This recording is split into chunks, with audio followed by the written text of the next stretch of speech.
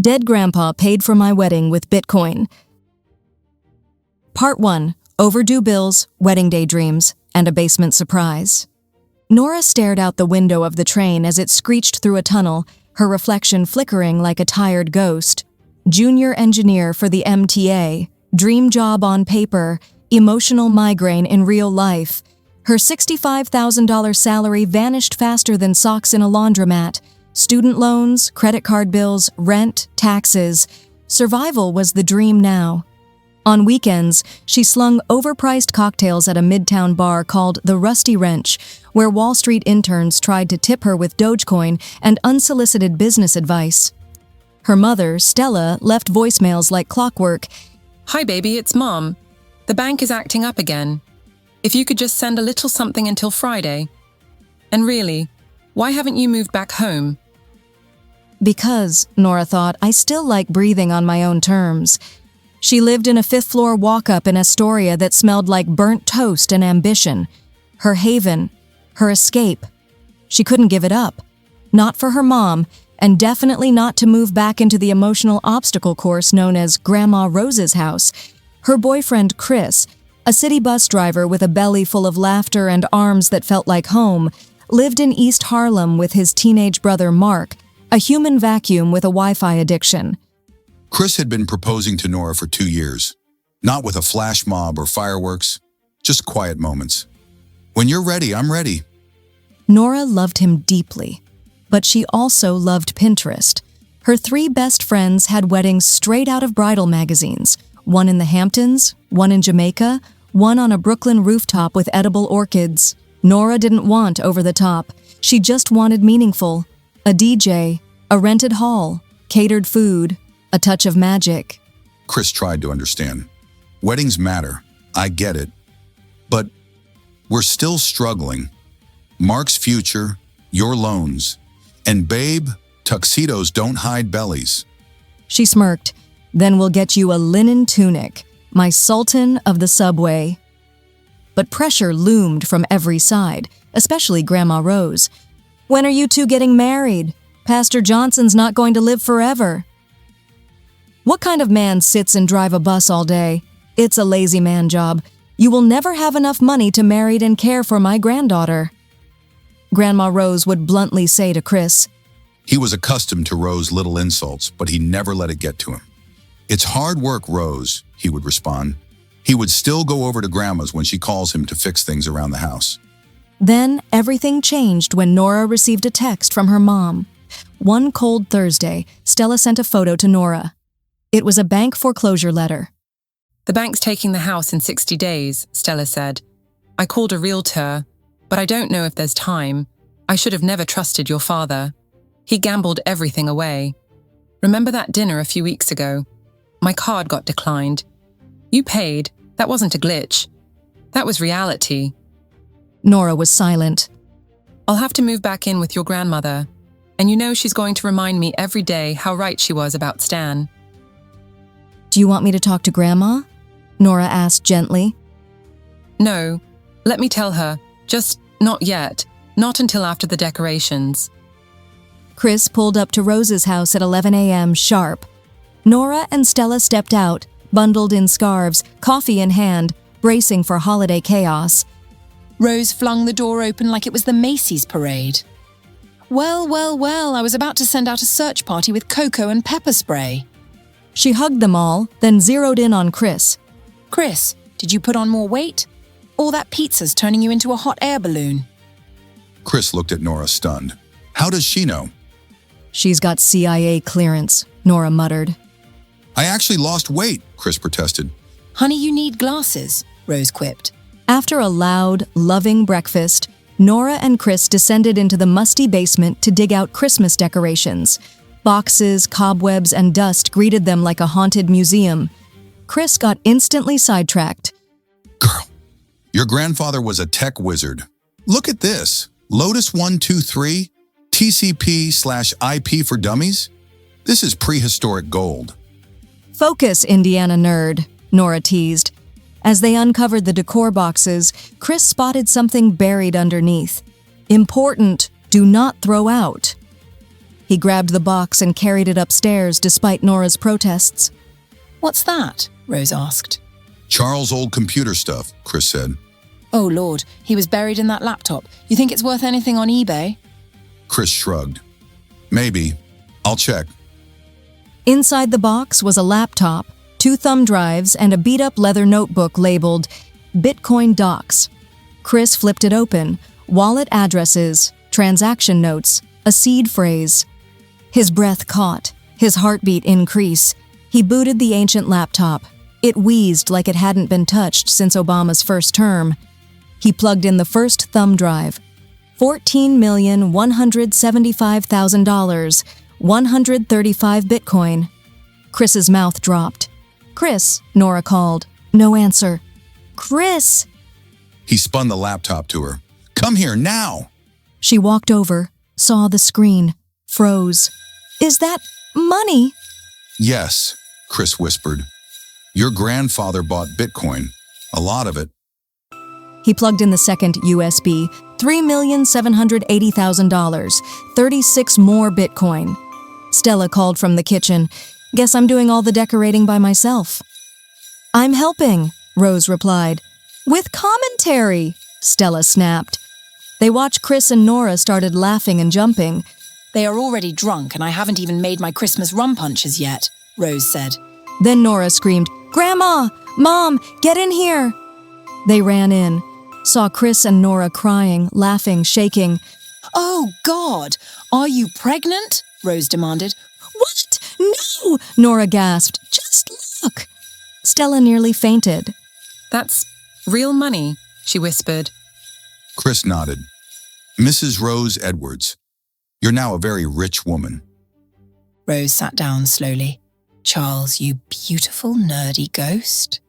They all hugged, laughing, crying, overwhelmed. Nora looked around, glowing.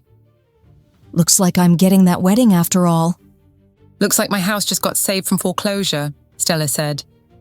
Stella also started dreaming of a new house for herself and Rose. Part 2. The Bitcoin Blessing and a Jamaican Wedding to Remember. Rose sat on the couch, her hands trembling, tears slowly tracing lines down her cheeks. For a woman known for sass and hard truths, this moment was rare. Soft, vulnerable, and filled with something deeper than joy. Legacy. Memories of she and Charles on vacation just before he passed away flashed through her mind. She looked at her daughter. Stella, I need you to find your brother Phil. We're all gathering here for Christmas. Everyone. There's something we need to do. Something big. Chris and Nora exchanged glances. Nora, Chris. Rose turned toward them, her voice still quivering but firm. Start making your wedding plans. The sky is the limit. Whatever you want, you get it. Chris's eyes widened. Wait, seriously? Rose nodded. Yes. And one more thing. Chris, I want you to be my cryptocurrency advisor. Chris blinked. Wait. Me? Yes, you. You're like Charles. You believed in Bitcoin before I did. I want you to help guide how we use it for our family's future. Chris nearly exploded with happiness. Rose had never even trusted him to carry groceries alone, and now she was making him family CFO. 10 days later, Christmas Day. The house was transformed.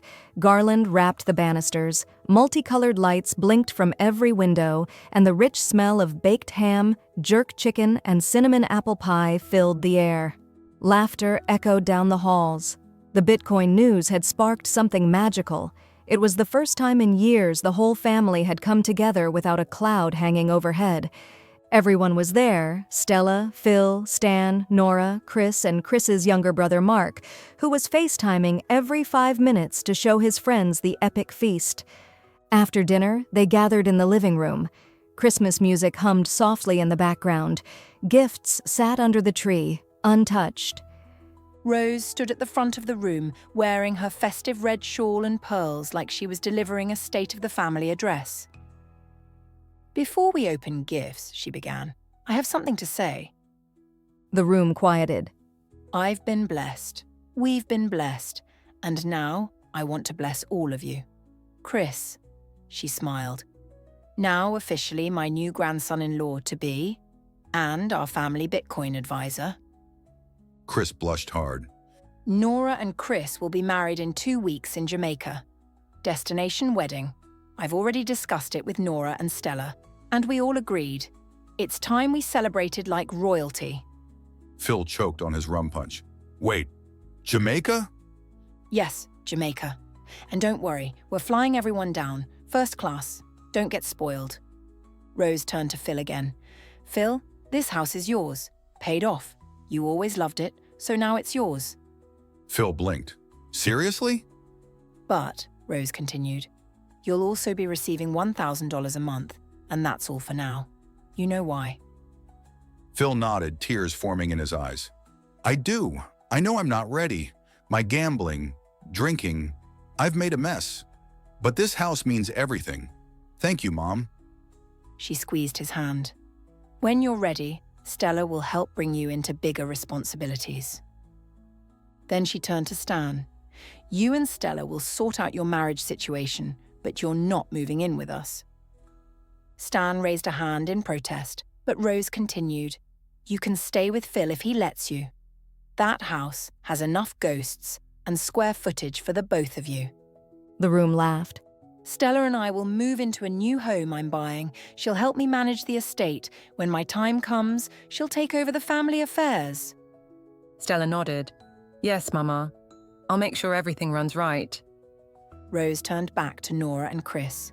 You'll receive 15 Bitcoin, currently worth over $1.5 million. Use it to build your life, your future. And Mark, she added, looking at Chris's younger brother, your college tuition is fully paid. Study hard. No excuses. There was a pause, a beautiful silence where hearts thumped louder than words. Nora stepped forward, holding a glass of Rose's famous Christmas rum punch. I'd like to propose a toast, she said. They all lifted their glasses. To Grandpa Charles, who saw the future, and to Grandma Rose, who made sure we could all live it. Cheers! They shouted a toast. They clinked glasses and hugged, and even Stan got misty-eyed. Okay, that's it, Rose called out. Enough crying. Open your Christmas gifts before I change my will again. 2 weeks later, Montego Bay, Jamaica. The sun blazed over the turquoise waters of the Caribbean. Palm trees swayed gently as steel drums played in the background. Sandals Resort in Montego Bay had rolled out the red carpet. Pastor Johnson himself flew in, along with 3 choir members who refused to miss the moment. I need a vacation too, amen, he said, before sipping from a coconut with a pink straw. Nora's 3 best friends all arrived in full glam. Matching dresses, glitter heels, and Instagram captions locked and loaded. The wedding was gorgeous. Nora wore an elegant lace dress that glistened in the sun.